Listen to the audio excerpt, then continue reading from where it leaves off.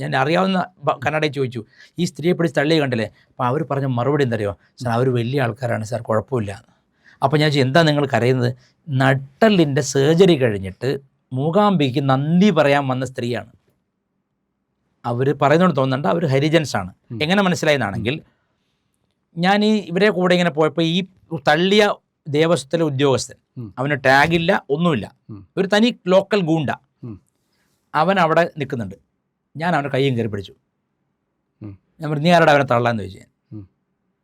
അപ്പോൾ എന്നെ തള്ളി. ആ ക്ഷേത്രത്തിൽ ഫുട്ടേജ് ഉണ്ട്. എന്നെയും കൂടെ തള്ളി. ഞാൻ പിന്നെ നമ്മൾ ഈ അറിയാലോ, നമ്മൾ ഈ പിന്നെ ശാഖയിലൊക്കെ നമ്മൾ കുറച്ചു കാലം കളിച്ചുകൊണ്ടുള്ള ഒരു ഇതായിരിക്കും. അതേ ബലത്തിൽ ഞാൻ അങ്ങോട്ട് അവൻ വീണു. തിരിച്ച് എന്നെയും പിടിച്ച് തള്ളി. അങ്ങനെ ഒന്നും തള്ളുമായി. ദേവസ്വത്തെ ഓഫീസിൽ പോയി ഇതെടുക്കാൻ പറഞ്ഞു, ഈ വിഷ്വൽസ്. അപ്പോൾ ശരിയാണ്, സ്ത്രീയെ പിടിച്ച് തള്ളിയിട്ട് 3 തവണ അവരാകെ ജാള്യതയായി. അപ്പം അയാൾ പറഞ്ഞു, സർ നിങ്ങൾ വക്കീലായിരിക്കാം, പക്ഷെ ക്ഷേത്രത്തിൽ പ്രശ്നം ഉണ്ടാക്കരുത്. ഞാൻ പറഞ്ഞു, ഞാൻ എന്ത് പ്രശ്നം ഉണ്ടാക്കി? നിങ്ങളുടെ ഈ എംപ്ലോയി ടാഗ് ഇല്ലാതെ നിന്നുകൊണ്ട് ഒരു സ്ത്രീയെ പുരുഷൻ പിടിച്ച് തള്ളുകയാണ്.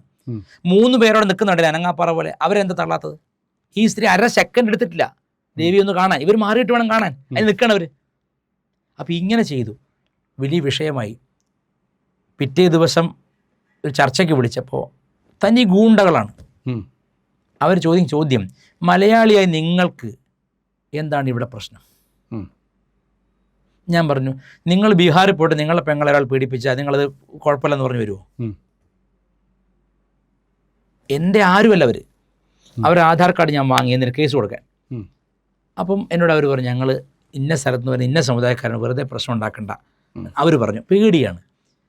അപ്പോൾ ഞാൻ അന്ന് ആദ്യമായിട്ട് മനസ്സിലാക്കി, കേരളത്തിന് എന്തൊക്കെ ന്യൂനത ഉണ്ടെങ്കിലും ഒരു പൊതുബോധം കേരളത്തിലുണ്ട്. പുറത്തേക്ക് പോയാൽ അതില്ല, ഒന്നുമില്ല. കേസ് കൊടുത്തു. ഞാൻ കേസ് കൊടുത്തപ്പോൾ SI പറയാണ്, സാറിന് കുഴപ്പമൊന്നും ഉണ്ടായില്ലല്ലോ. അതൊക്കെ അങ്ങനെ നടക്കും.